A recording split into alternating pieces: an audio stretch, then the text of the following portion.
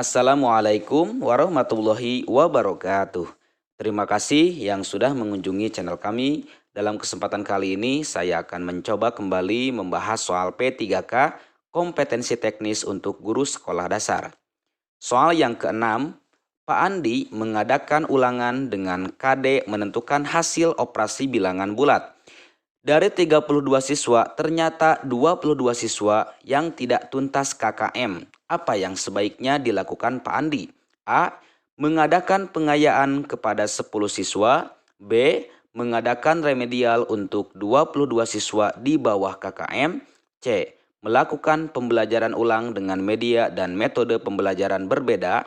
D. Melakukan pengayaan untuk seluruh siswa. Atau E. Memberikan tugas mandiri kepada 22 siswa yang tidak tuntas.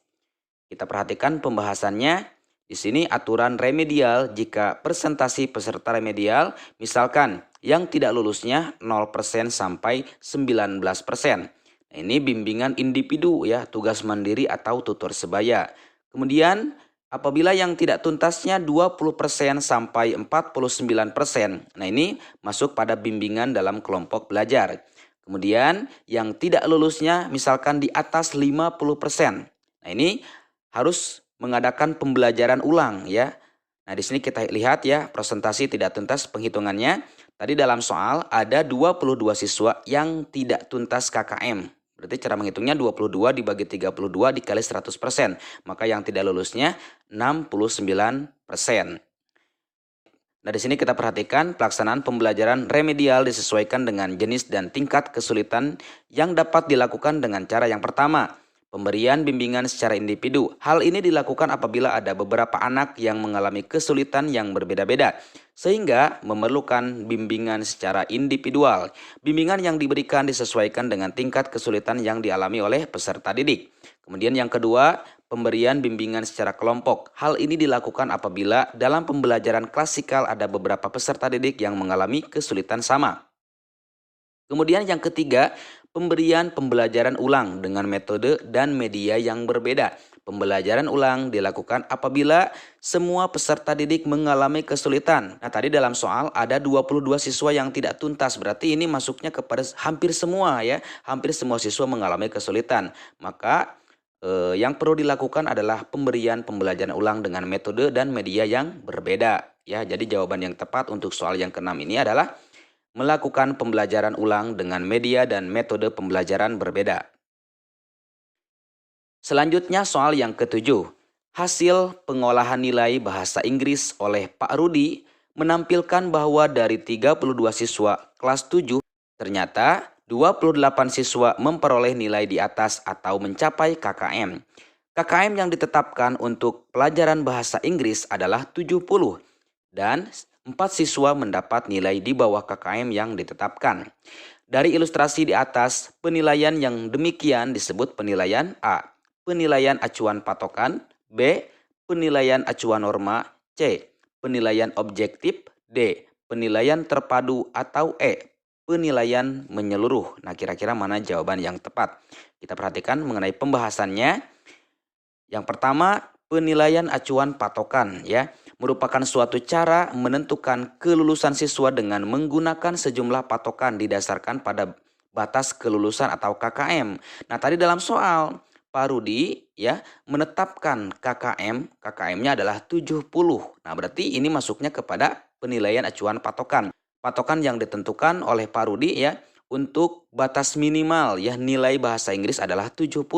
Apabila siswa yang nilainya di atas 70 atau dari 70 ke atas maka itu dikatakan lulus. Apabila ada siswa yang nilainya kurang dari 70 maka itu tidak lulus ya. Nah, seperti itu. Jadi jawaban yang tepat untuk soal nomor 7 ini adalah yang A ya, penilaian acuan patokan. Dan kita perhatikan yang lainnya mengenai penilaian acuan norma. Apa itu yang dimaksud dengan penilaian acuan norma? Penilaian yang dilakukan dengan mengacu pada norma kelompok atau nilai-nilai yang diperoleh siswa dibandingkan dengan nilai-nilai siswa lain dalam kelompok. Kemudian mengenai penilaian objektif, berarti penilaian didasarkan pada prosedur dan kriteria yang jelas tanpa dipengaruhi oleh subjektivitas penilai. Kemudian yang keempat, penilaian terpadu. Berarti penilaian oleh pendidik merupakan salah satu komponen kegiatan pembelajaran. Kemudian yang kelima, menyeluruh dan berkesinambungan. Berarti penilaian mencakup semua aspek kompetensi. Selanjutnya soal yang ke-8. Perkembangan teknologi memungkinkan pembelajaran tidak lagi dilakukan tatap muka di dalam kelas. Akan tetapi, bisa dilakukan secara virtual atau jarak jauh dengan prinsip-prinsip pembelajaran berbasis teknologi ya. Pembelajaran model ini berbasis web dan bisa diakses menggunakan jaringan internet dimanapun dan kapanpun siswa berada. Pembelajaran yang demikian disebut pembelajaran A. Blended learning, B. E-learning, C. Learning by doing, D. Self-learning, atau E. Efficient learning. Nah, kira-kira mana jawaban yang tepat? Pembahasan dari soal yang ke-8 ini, e-learning adalah pembelajaran yang dilakukan secara daring, berbasis web atau sejenisnya. Blended learning adalah pembelajaran yang merupakan kombinasi antara pembelajaran dalam jaringan dan luar jaringan. Nah, jadi lebih tepatnya jawaban soal ke-8 ini adalah e-learning ya. E-learning adalah pembelajaran yang dilakukan secara daring berbasis web atau sejenisnya. Selanjutnya soal yang ke-9. Perhatikan tabel di bawah ini. Nah, ini ada KD ya, KD 4,1, 4,2, 4,3, 4,4. Nah, setiap KD di sini memiliki nilai, tapi nilainya ada yang praktik, ada produk, ada project, ada portofolio. Kita perhatikan soalnya. Nilai VQRS berturut-turut adalah A.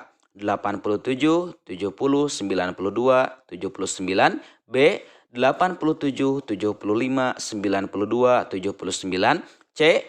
87, 75, 92, 82, D. 88, 66, 92, 75, atau E. 88, 75, 92, 75. Nah, kira-kira nilai VQRS secara berturut-turut jawaban yang benar yang mana ya? A, B, C, D, atau E?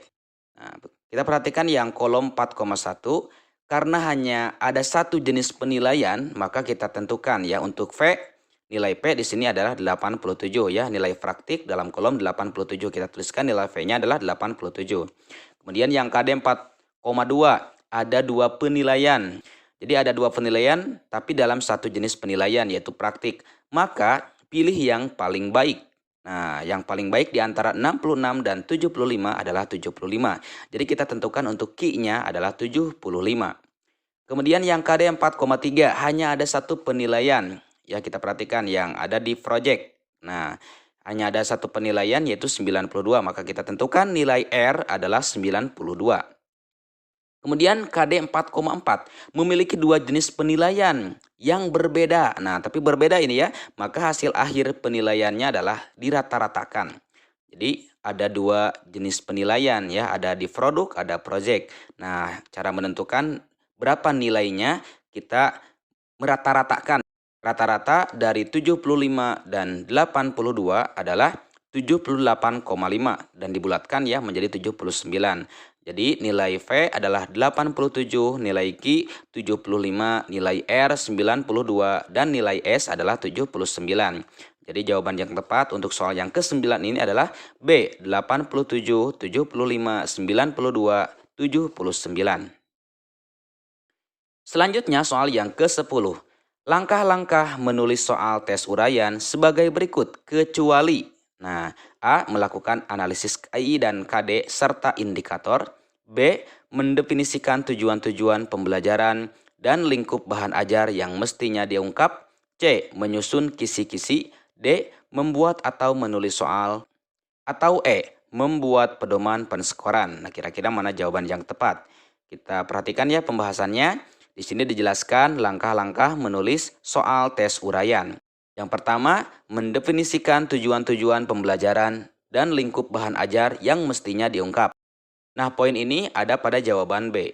Kemudian yang kedua, menyusun kisi-kisi. Nah, ini menyusun kisi-kisi ada pada jawaban yang C. Kemudian yang ketiga, membuat atau menulis soal sekaligus dengan kunci jawaban. Nah, ini ada pada jawaban yang D, membuat atau menulis soal. Kemudian yang keempat, mengorganisasikan tes menurut tipe-tipe soal yang dibuat. Kemudian yang kelima, membuat petunjuk pengerjaan soal dan penskoran. Nah, ini ada pada jawaban yang E. Nah, yang keenam, mengadakan uji coba. Yang ketujuh, merevisi soal. Yang tidak ada itu jawaban A. Jawaban A yaitu melakukan analisis KI dan KD serta indikator. Nah, itu ya. Berarti yang kecualinya di sini adalah A. Melakukan analisis KI dan KD serta indikator. Nah, itulah pembahasan soal P3K ya pada video yang kedua. Insya Allah nanti akan dilanjutkan pada video berikutnya. Sekian, Assalamualaikum warahmatullahi wabarakatuh.